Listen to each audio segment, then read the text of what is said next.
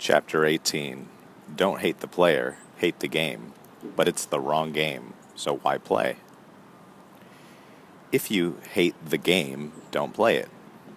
We've explained that most are not even playing their own game.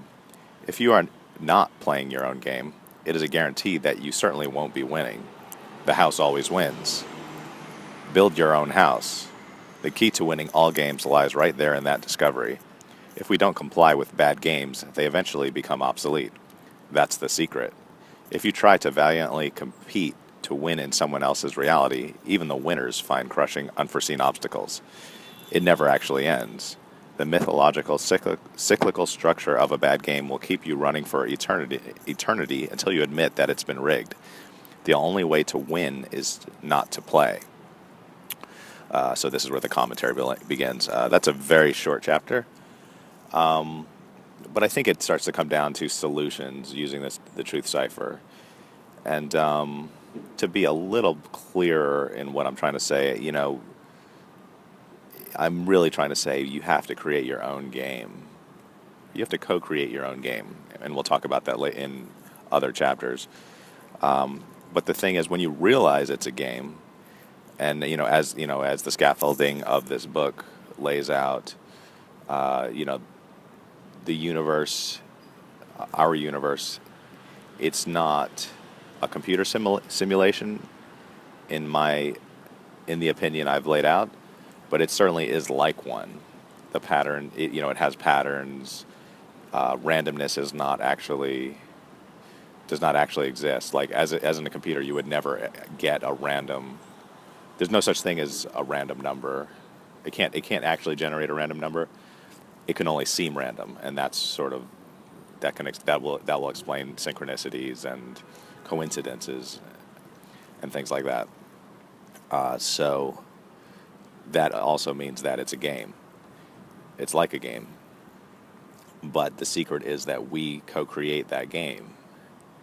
If you don't realize that we're co-creating that game, and you're just trying to play with the established rules, so-called rules of the game, because the rules, if you're playing someone else's game, those rules can be changed by whoever's controlling that game. So you'll always just be on a treadmill trying to catch up. That feels right to me when I look at, I'm caught up in playing someone else's game for sure, with bills and taxes and, just the mundane details that keep us kind of locked into the structure. I'm not saying it's easy not to play, but you can, if you realize what this is, you could start the process of co-creating your own game. Obviously, all the other players have influence because this is a game that overlaps other games. It's a meta game, a hybrid game.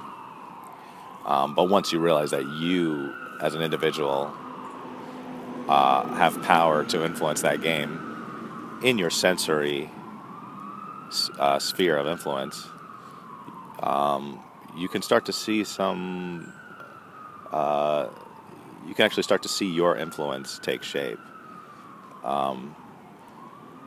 The way you change the game is like you take right action, and the key word is action. Like if you take bad action, you'll see your influence too. Immoral action, but if you take moral action, you'll see a positive influence on the game. And I have this little bit at the end. The mythological, cyclical structure of a bad game will keep you running for eternity until you admit that it's been rigged. I wanted to just talk about that. That's sort of where my interest is. The mythological, cyclical structure. I had a quote that I was throwing around on Twitter. Didn't catch on, but the phrases or the meme. I think it should be a meme. It's mythology is technology. And the reason I say that is because that's the key to understanding that this is a game. One of the keys. I think you could probably, I think that's the most valuable key to understand that mythology, wherever you get it, from the Bible, from the Greeks, from other other cultures, that it, when you read mythology, when you really meditate on it, it speaks to you so deeply, because like you don't these stories can be so weird and you don't know what they mean, but they do resonate with that sort of intuitive side of you, and you don't really know why. But if you let if you do what we're doing here with with our synthesis project, just trying to make connections using our intuition, if you do that with mythology, which you're allowed to do, I mean, does anyone have a definitive interpretation of mythology? Probably not. But if you decide, I'm going to elevate this mythology consciously to understand what it's saying to me, I think you've found a way to start to decode the game. Like there are allegorical lessons in the Bible and mythology, deep deep understandings to our humanity, our psychology, and they've been there for millennia, longer. Probably since our species started to wake up from an animalistic state. So that's the key of the game that I'm most interested in, and I think it is kind of it is the path that kind of shows you the oneness of mind, of consciousness. And I think it's just one of those things where you kind of know it to be true. You feel it to be true, like when you really meditate on this stuff. So that's the game. Though I think those are when we go back to procession, like the rules of the game are encoded in these ancient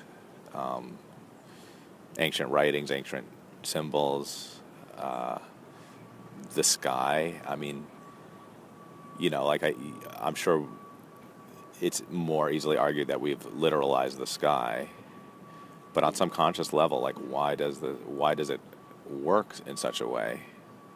I mean, I think, we don't even have to. There would be no need to argue it, but it's just that we've invested thousands of years of mental energy, in literalizing the sky. All the myths are actually derived from the sky. All the archetypes can be found in the sky. That's why I think that's the map. The sky is the map. It's right over your head. So it's troubling that, if you live in a city, you can't see the sky. You don't remember. You don't meditate on the sky. Like it's there to be contemplated. All that ancient knowledge is there to be learned from, and let it speak to you deeply. But it's up to you to make something of it. It's not up to, we come back to don't play someone else's game. It's like you need to decide for yourself, and you might need to invent new stories and new meanings and new allegories in those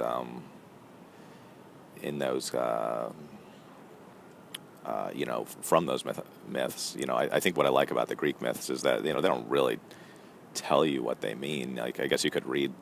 They're not considered religion, so they're not sermonized about. So you really do get to think for yourself, on what these myths are trying to tell you. Your intuition always knows. The exercise is to get your conscious mind in alignment with your intuition that understands this stuff outside of time. And that's why I think religion can be really valuable too, if you can disconnect from the dogma of what did the ecclesia tell you it means. Like, no, you have to decide what it means for yourself.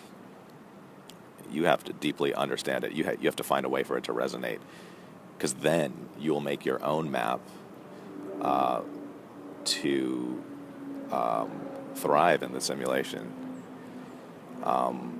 And, you know, that's not to say it's always going to be great. I mean, I think the simulation will continue to put major obstacles, kind of like tests, to see what you're made of, to see if you'll make the right decisions.